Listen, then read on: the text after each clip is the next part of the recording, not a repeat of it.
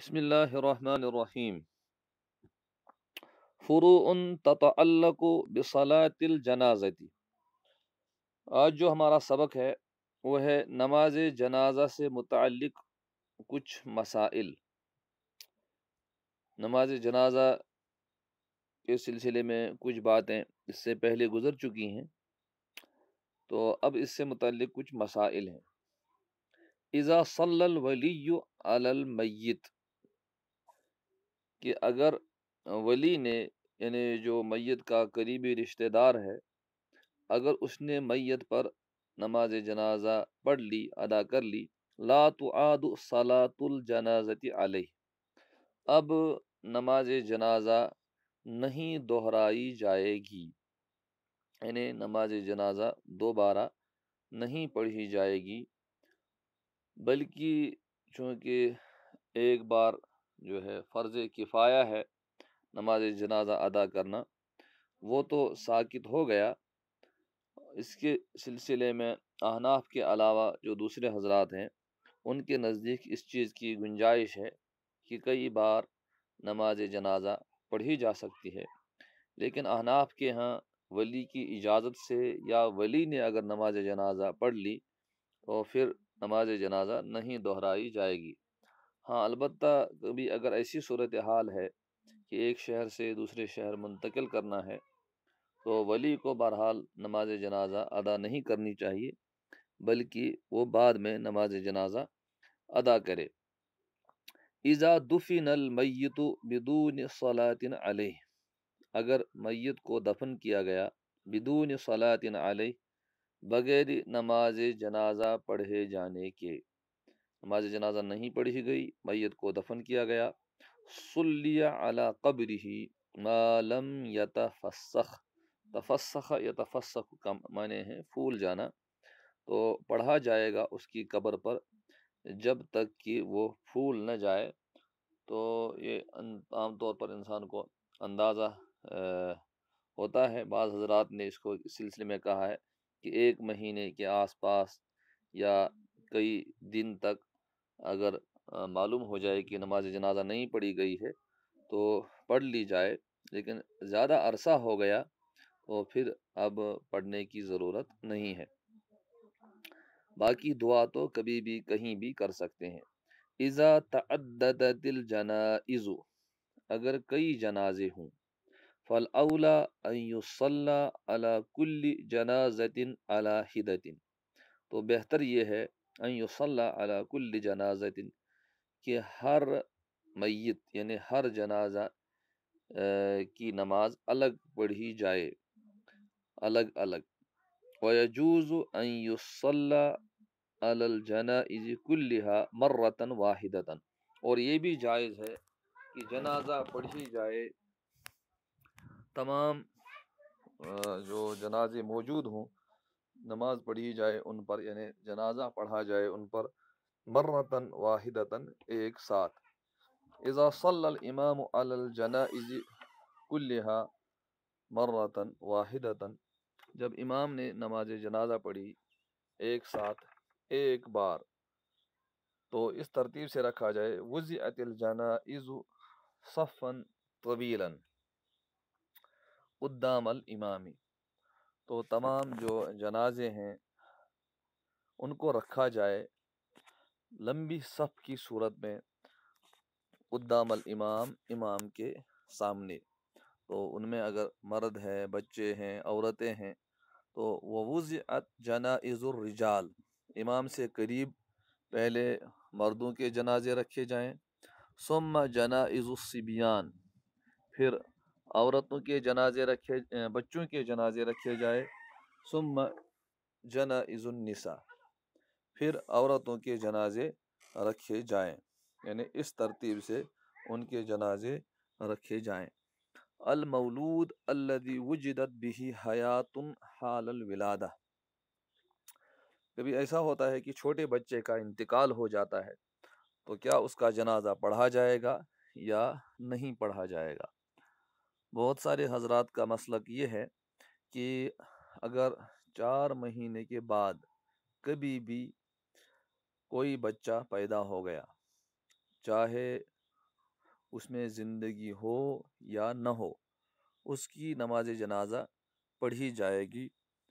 اور احناف کے ہاں اس سلسلے میں مسئلہ یہ ہے کہ السقط لا یصلی علیہ، کہ جو بچہ گر گیا ہو تو اس پر نماز جنازہ نہیں پڑھی جائے گی، اگرچہ وہ 4 مہینے کے بعد ہی کیوں نہ ہو، بلکہ زندہ پیدا ہونا یہ جنازے کے لیے شرط ہے۔ المولود الذی وجدت به حیات، وہ بچہ جس میں زندگی پائی گئی، حال الولادتی، ولادت کے حالت میں، ولادت کے دوران، یسمى، تو اس کا نام رکھا جائے گا، ویصلی علیہ، اور اس کی نماز جنازہ بھی پڑھی جائے گی۔ المولود الذی لم توجد به حیات، اور وہ بچہ جس کے اندر زندگی کے جو ہے اشارے، زندگی کے آثار نہ پائے جائیں، حال الولادہ، ولادت کے دوران، لا یصلی علیہ، اس کی نماز جنازہ نہیں پڑھی جائے گی۔ یعنی جو بچہ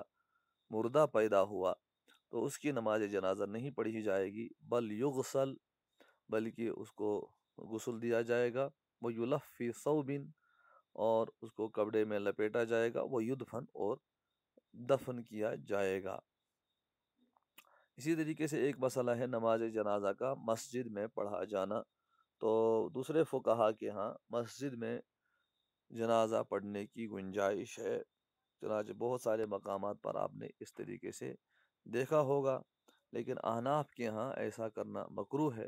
اور اس کی بنیاد یہ ہے کہ مسجد کی تلویث، یعنی مسجد چونکہ اس سلسلے میں اس وقت بہت لوگ بے احتیاطی برتتے ہیں، تو اس وجہ سے احناف نے اس کو منع کیا ہے۔ تکرہ الصلاۃ علی المیت فی مسجد الجماعت بدون عذر، میت پر جنازہ پڑھنا جماعت والی مسجد میں، یعنی جس میں 5 وقتہ نماز ہوتی ہو، اس میں نماز جنازہ پڑھنا مکروہ ہے بغیر کسی عذر کے، گویا کہ عذر کے ساتھ گنجائش بنتی ہے، جیسے کبھی بارش ہے، کہیں بھی باہر جگہ نہیں ہے، تو مسجد کو اختیار کیا جا سکتا ہے۔ اسی طریقے سے جو مصلی ہوتے ہیں، یعنی جن کا نام صرف مسجد ہوتا ہے لیکن حقیقت حال میں وہ مسجد کے حکم میں نہیں بلکہ وہ پریئر رومز ہیں، تو ان میں نماز جنازہ پڑھی جا سکتی ہے۔ اما اذا صلی علی المیت فی مسجد الجماعہ لعذر، البتہ اگر نماز جنازہ پڑھی گئی مسجد جماعت میں جہاں 5 وقتہ نماز ہوتی ہو کسی عذر کی بنیاد پر، فلا کراہت، تو پھر اس میں کوئی کراہت نہیں۔ من وجد الامام بین التکبیرتین ینتظر، جس نے امام کو پایا 2 تکبیروں کے درمیان،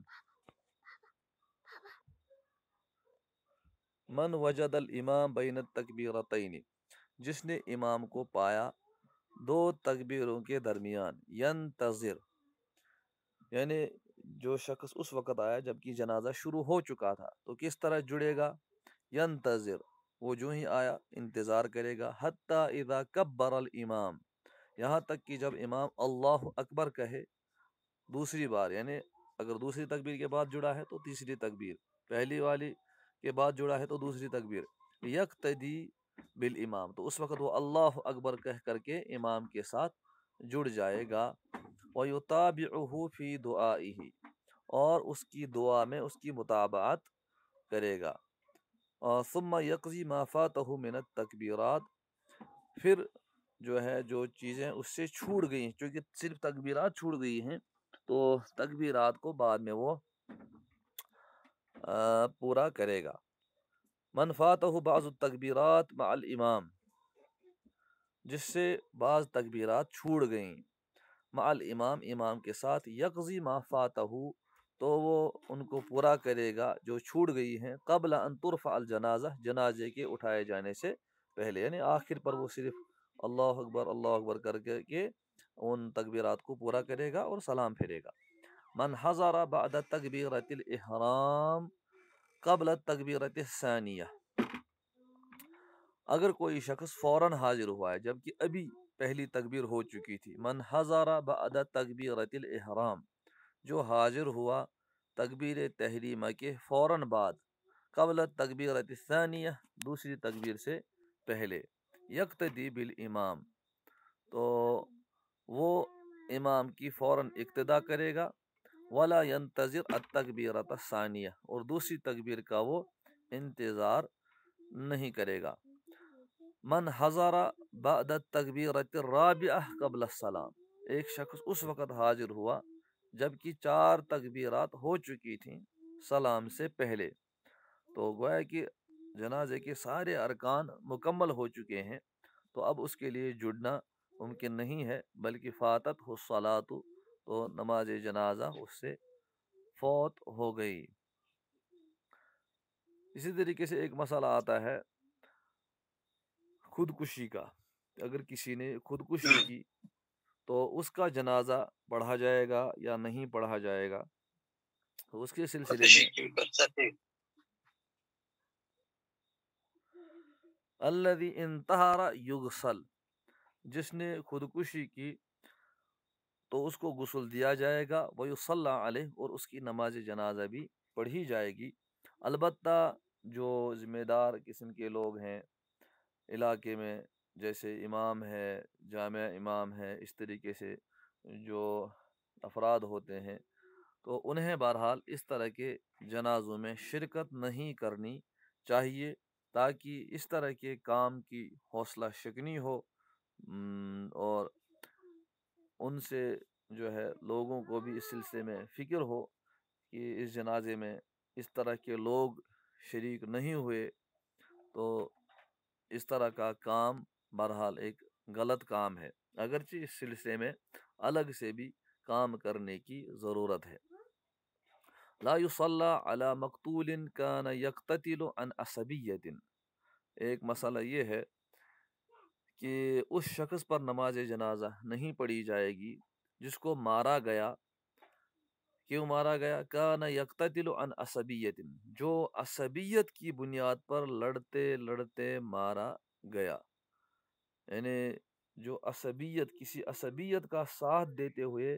مارا گیا، تو اس کی نماز جنازہ نہیں پڑھی جائے گی، گویا کہ اس کو بغاوت کے ذیل میں رکھا گیا، کہ ایسا شخص گویا کہ ایک قسم کا باغی ہے، اور باغیوں کی نماز جنازہ نہیں پڑھی جاتی ہے۔ قضا لا یصلی علی الذی قتل اباہ او امہ ظلما، اسی طریقے سے جس شخص نے اپنے باپ کو یا اپنی ماں کو ظلماً قتل کیا، تو ان کی نماز جنازہ بھی نہیں پڑھی جائے گی۔ قضا لا یصلی علی قاطع الطریق، اسی طریقے سے اس شخص کی بھی نماز جنازہ نہیں پڑھی جائے گی جو ڈاکو ہو، اذا قتل حال المحاربہ، جب کہ اس کو وہاں پر لڑتے ہوئے، یعنی جب کہ وہ چوری کر رہا تھا یا جو ہے ڈاکہ اس نے ڈالا، اس ڈاکے کے دوران لوگوں نے اپنی مدافعت کرتے ہوئے اس کو مارا، تو ان سارے لوگوں کے جنازے سے اس وجہ سے منع کیا گیا کہ یہ سارے جو ہے بغاوت اور حدود فلاننے میں شامل ہیں، اس لیے ان کا جنازہ پڑھنے سے منع کیا گیا۔